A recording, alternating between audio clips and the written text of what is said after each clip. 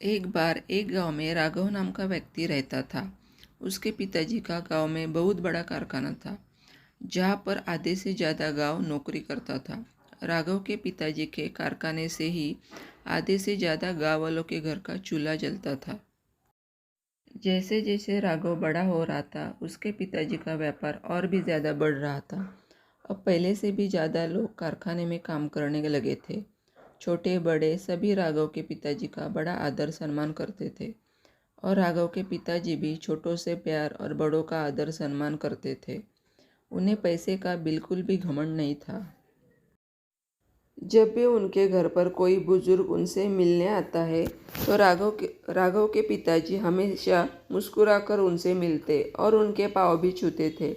लेकिन राघव को यह बात अच्छी नहीं लगती थी। उसे लगता था कि उसके पिताजी तो इतने बड़े व्यापारी हैं और यह सब गांव वाले उनके कारखाने में काम करते हैं।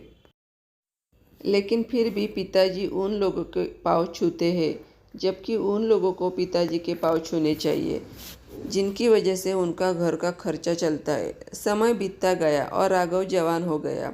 अब राघव की शादी भी हो गई और राघव ने कामकाज की भागदौड़ में अपने हाथ में ले ली। राघव जब भी कारखाने में जाता, लोगों पर चिल्लाता था और बदतमीजी से बात करता था। राघव के पिताजी भी अब बूढ़े हो गए थे और धीरे धीरे राघव का व्यवहार अपने पिताजी के लिए भी बुरा होता जा रहा था। राघव अपने पिताजी का भी आदर सम्मान नहीं करता था। एक दिन राघव के पिताजी बीमार हो गए, लेकिन राघव ने अपने पिताजी की बिगड़ी हुई हालत पर ज़्यादा ध्यान नहीं दिया और उनकी हालत दिन ब दिन बिगड़ती गई।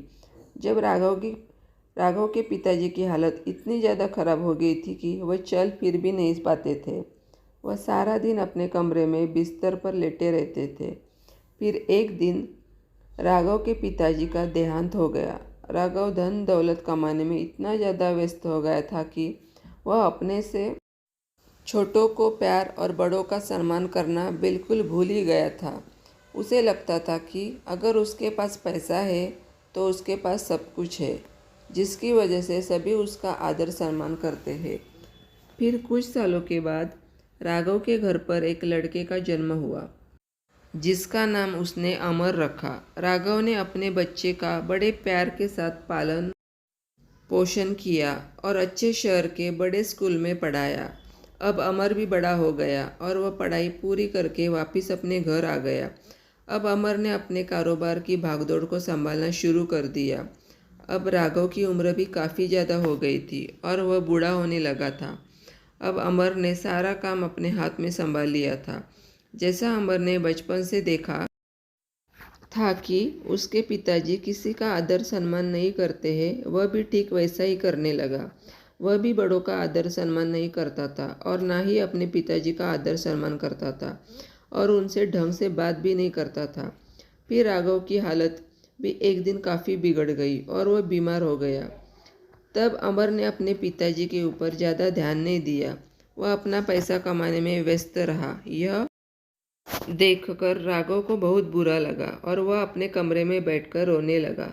तब उसे एहसास हुआ कि उसने अपने बच्चों की परवरिश सही ढंग से नहीं करी है। वह खुद अपने से बड़ों का आदर सम्मान नहीं करता था, तो उसका बच्चा भी अपने से बड़ों का आदर सम्मान नहीं करता है। तब राघव को इस बात का एहसास हुआ कि जो मैंने अपने पिताजी के साथ किया है, आज वही सब कुछ मेरे साथ हो रहा है। तब राघव को अपने किए पर बहुत पछतावा हुआ, लेकिन अब राघव कुछ नहीं कर सकता था। ना तो अपने पिताजी की सेवा कर सकता था, क्योंकि उसके पिताजी का तो बहुत साल पहले देहांत हो गया था, और ना ही वह अपने लड़के अमर को कुछ समझ सकता था। ऐसे ही कुछ सालों के बाद राघव और उसकी पत्नी का भी देहांत हो गया। इस कहानी से हमें यह शिक्षा मिलती है कि हमें बड़ों का आदर सम्मान करना चाहिए। जो सुख हमें बड़ों के साथ प्यार प्रेम से रहकर मिल सकता है, वह हमें धन दौलत से नहीं मिल सकता। जीवन की असली खुशी धन दौलत में नहीं, बल्कि बड़ों के प्यार में होती है।